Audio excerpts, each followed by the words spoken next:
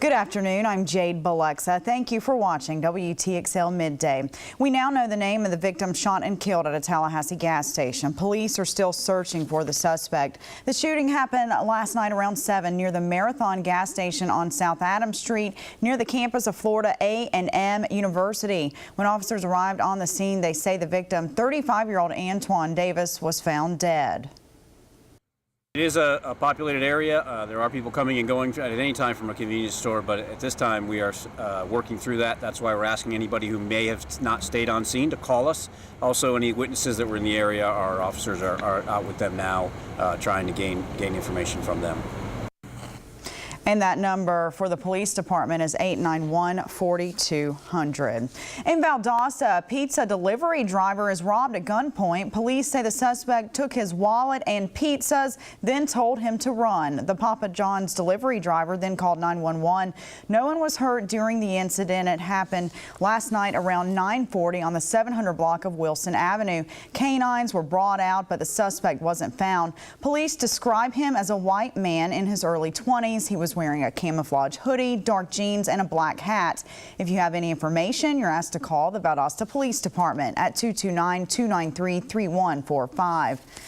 New details coming to light on the suspicious package call Valdosta police received. Now here's some background information for you. Police responded to the perimeter self-storage on Inner Perimeter Road yesterday at 10 a.m. Police say the package in question was on the property near a dumpster.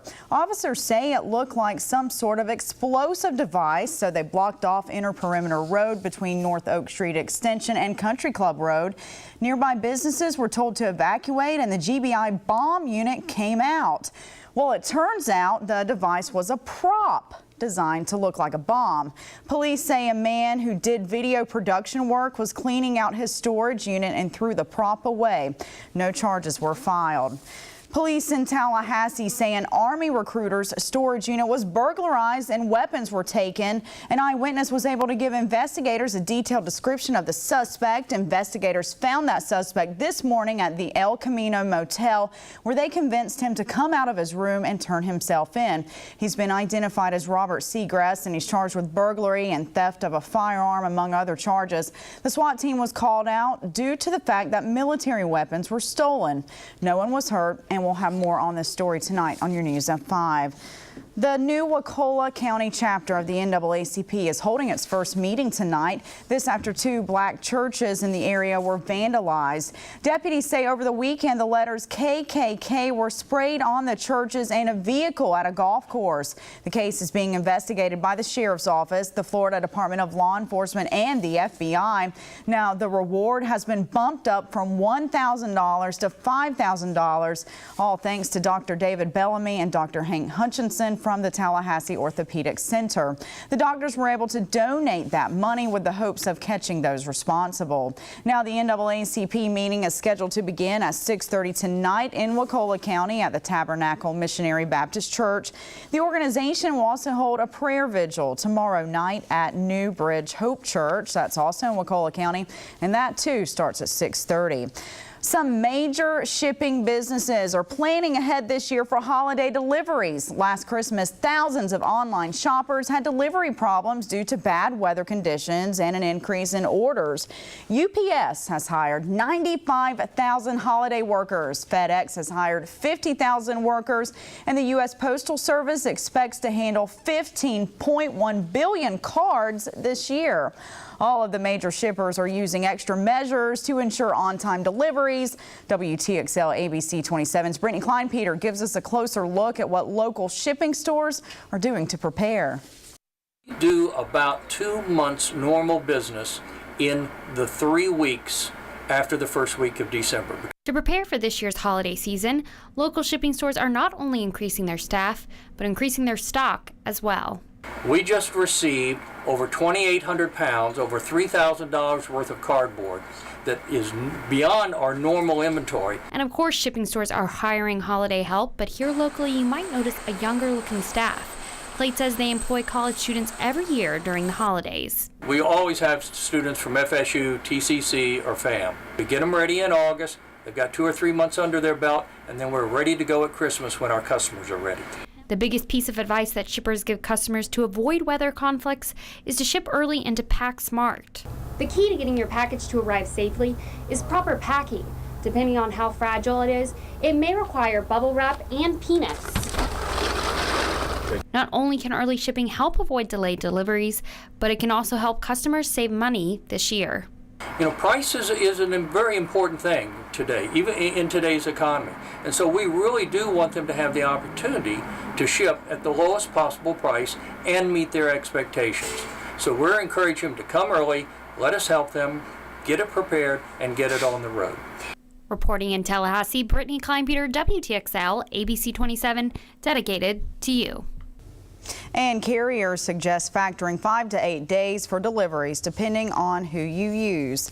And Kohl's is doing its part to help last-minute Christmas shoppers. The retailer will keep all of its stores open around the clock for 5 days leading up to Christmas.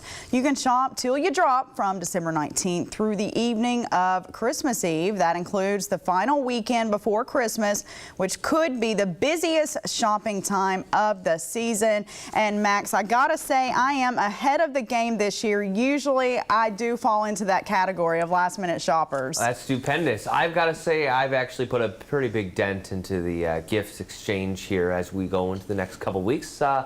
More people rushing around, getting their last minute shopping done, and the weather looks like it's going to reciprocate quite nicely. If you can handle a little bit of the chill, we're going to be rewarded with plenty of sunshine and dry weather to get you safely from point A to point B more effectively. 51 in Tallahassee, a string of 52s in South Georgia, but check that out. Full sunshine across the board.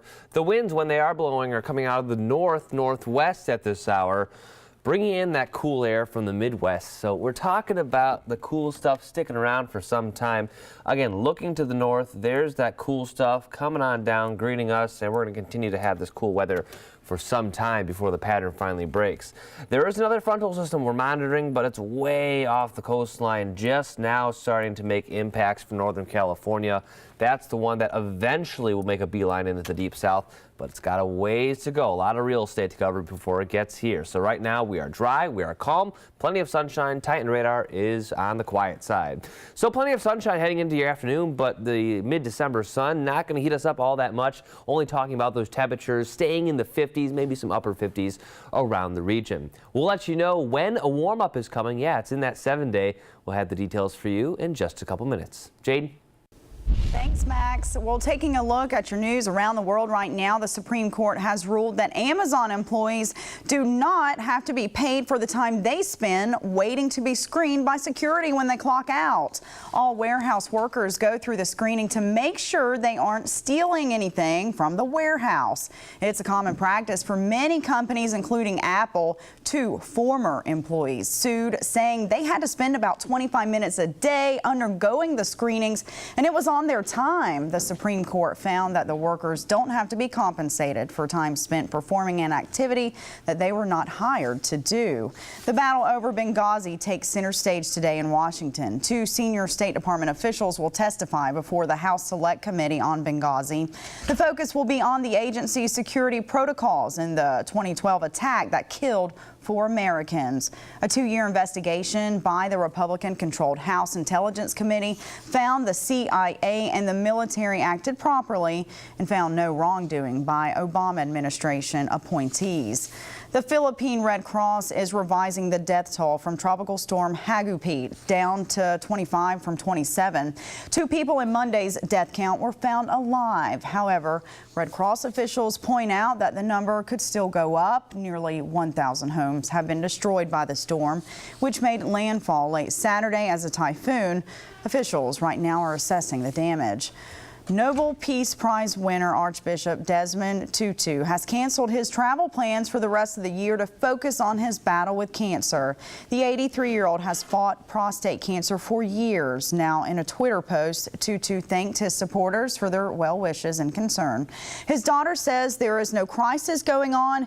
He's just simply giving his body time to adjust to new medication. And coming up later on WTXL Midday, a holiday favorite is almost here. A special guest is here to tell us all about how you can take a step back in time in Thomasville to celebrate this time of the year. We'll be right back.